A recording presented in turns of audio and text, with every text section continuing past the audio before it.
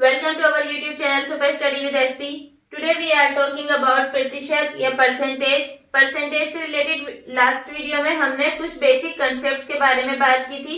इस वीडियो में हम कुछ फॉर्मूले और ट्रिक्स की हेल्प से परसेंटेज के क्वेश्चंस को सॉल्व करेंगे। इसके लिए हम पहले कुछ इंपॉर्टेंट फैक्ट्स देख लेते हैं।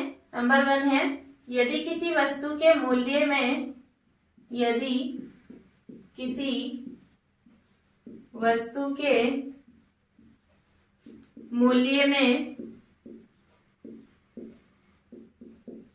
X% की वृद्धि या ग्रोथ के बाद उन्हें Y% की वृद्धि की जाए,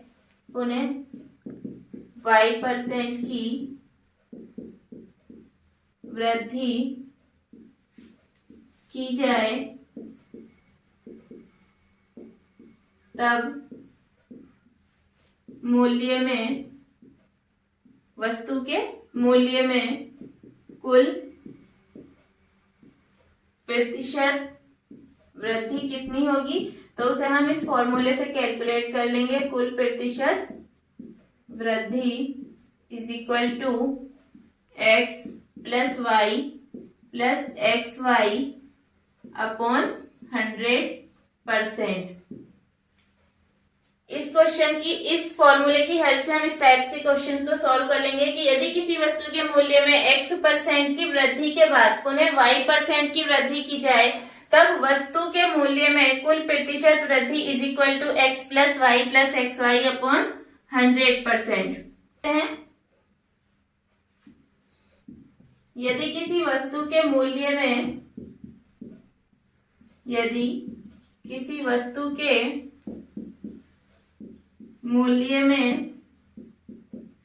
X% की कमी के बाद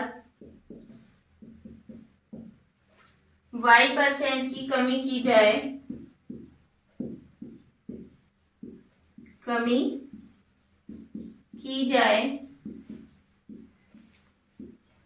तब वस्तु के मूल्य में टोटल परसेंटेज में कमी कितनी होगी उसे देख लेते हैं। कुल प्रतिशत कमी या टोटल कमी किसमें निकाल रहे हैं हम इसे, परसेंटेज में। ये होगा -x minus Y plus X Y upon 100%। इन दोनों फॉर्मूले की हेल्प से हम इस टाइप के क्वेश्चंस को इजीली सॉल्व कर लेंगे। सेकंड पॉइंट क्या था, यदि किसी वस्तु के मूल्य में X% की कमी के बाद फिर से Y% की कमी की जाती है, तब वस्तु के मूल्य में टोटल जो कमी हो रही है परसेंटेज में वो कितनी होगी, -x minus Y plus X Y upon 100%। एक और पॉइंट देख लेते हैं हम। थर्ड पॉइंट है, यदि किसी वस्तु के मूल्य में X% की कमी के बाद X% की वृद्धि की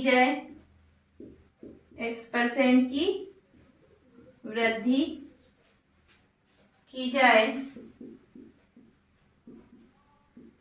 या फिर ऐसे भी कह सकते हैं या X% की वृद्धि के बाद X% की कमी की जाए, कुछ भी हो सकता है। तब क्या होगा, तब वस्तु के मूल्य में हमेशा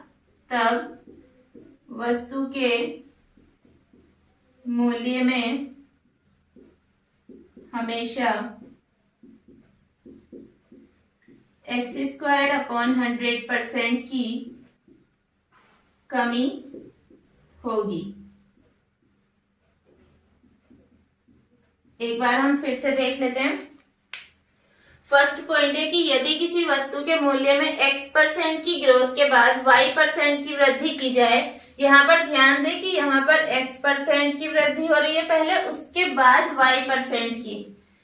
तब मूल्य में कुल परसेंटेज में वृद्धि कितनी होगी, x plus Y plus X Y upon 100%। इसी तरह से यहाँ पर देखते हैं कि यदि किसी वस्तु के मूल्य में x% की कमी के बाद पुनः y% की कमी की जाए तब वस्तु के मूल्य में टोटल परसेंटेज में कमी कितनी हो जाएगी, -x minus Y plus X Y upon 100%।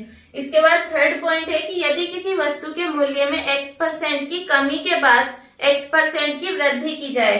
इसमें हम देखते हैं कि पहले यहाँ पर x% की कमी हो रही है, उसके बाद x% की ही वृद्धि हो रही है।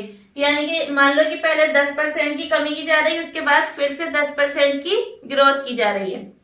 यहाँ पर ऐसा भी हो सकता है कि पहले 10% की वृद्धि हो रही है, उसके बाद 10% की कमी या x% की कमी की जाए, तब वस्तु के मूल्य में हमेशा x² अपॉन 100% की कमी होगी। यानी इस तरह से हमेशा लॉस होगा। जैसे अगर हम एग्जाम्पल से देख लेते हैं कि x% की कमी के बाद x% की वृद्धि की जाए, मान लो यहाँ पर 10% की कमी है और इधर भी 10% की वृद्धि, तब 10 की पावर 2 अपॉन 100, यहाँ पर क्या होगा, 1% की हानि होगी, 1% लॉस होगा।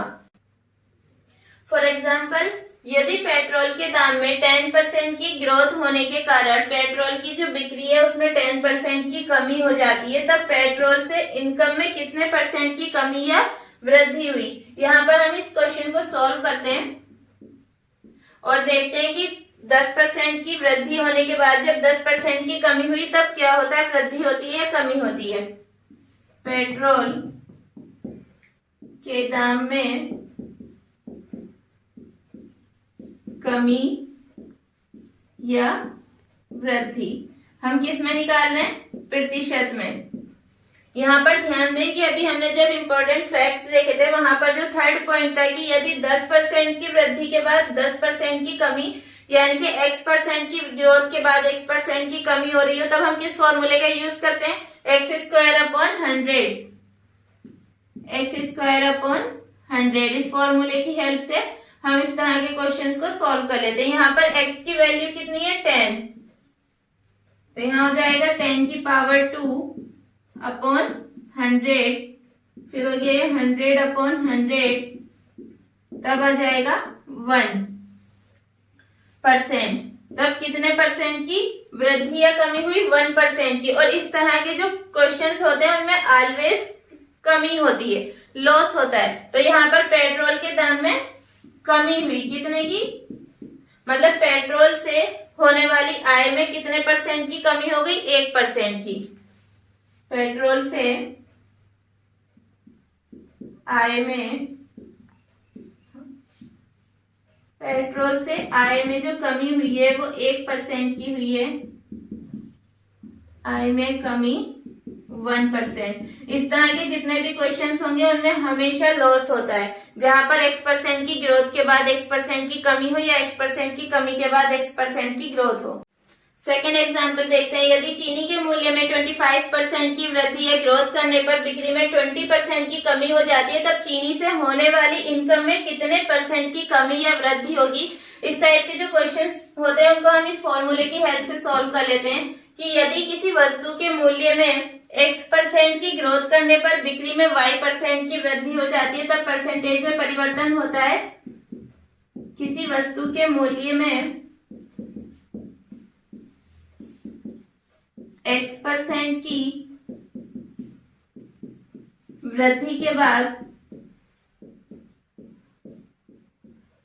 y% की कमी हो जाती है, y% की कमी, तब परसेंटेज में जो चेंज आता है, प्रतिशत परिवर्तन जो होता है उसे देख लेते हैं कितना होता है। प्रतिशत परिवर्तन is equal to x minus Y minus X Y upon 100%।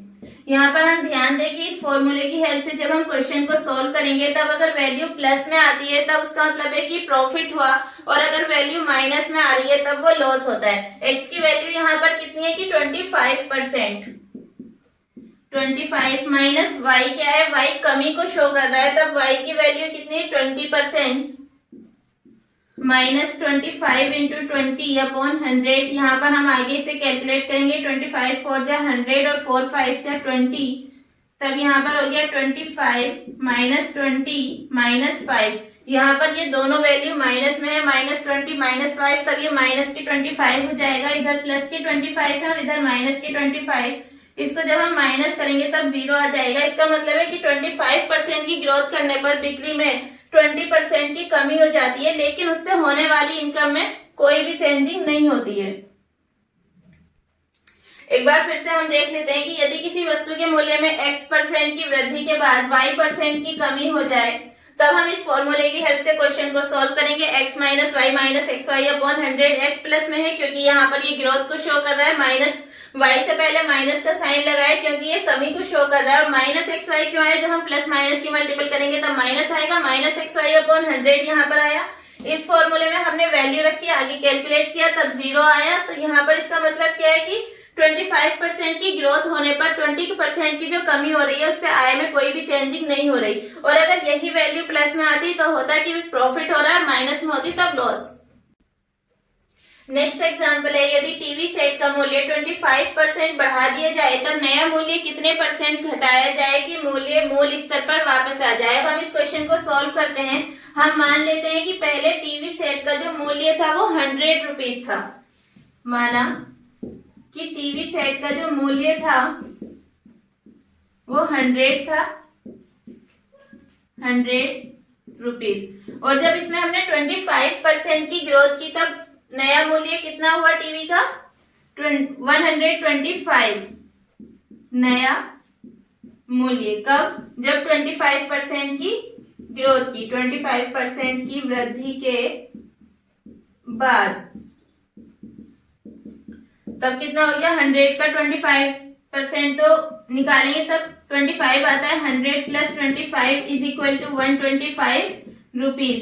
अब ये हो गया। क्वेश्चन में आगे कहा गया है कि कितने परसेंट, नए मूल्य में से कितने परसेंट घटाया जाए कि मूल्य जो है जो पहले था वही रह जाए। हम देखते हैं कि नई जो वैल्यू है, नए जो पैसे 125 है और पहले कितने थे 100 थे, तब हमें कितने रुपए माइनस करने हैं यहाँ से 25 रुपीज। जब हम नए मूल्य में से 25 रुपीज माइनस कर देंगे तब वही मूल्य रह जाएगा टीवी का जो कि पहले था। अब ये जो 25 है ये कितने परसेंट में, यहाँ पर इन्होंने हमसे परसेंटेज में पूछा है कि कितने परसेंट घटाया जाए। अब यहाँ से हम ये 25 है और जो टोटल मूल्य है वो 125, इसका परसेंटेज हम निकालेंगे 25 अपॉन 125 इंटू 100। जब हम 25 से 125 को डिवाइड करेंगे तब 5 टाइम डिवाइड होगा और 5 से 100 को डिवाइड करेंगे तब 20 आ जाएगा। तो ये कितना हो गया 20%। इसका मतलब है कि नया मूल्य क्या है 125। जब 125 रुपीज का हम 20% माइनस करेंगे तब 100 बचेगा और मूल्य मूल स्तर पर वापस आ जाएगा। इसलिए कितने परसेंट घटाना पड़ेगा 20%। अगर आप चाहते हैं कि परसेंटेज से रिलेटेड कुछ और क्वेश्चंस को सॉल्व किया जाए तब आप कमेंट बॉक्स में कमेंट्स कर सकते हैं। और अगर आपको वीडियो अच्छी लगी हो तो लाइक शेयर एंड कमेंट्स करें और चैनल को सब्सक्राइब करना तो बिल्कुल ना भूलें।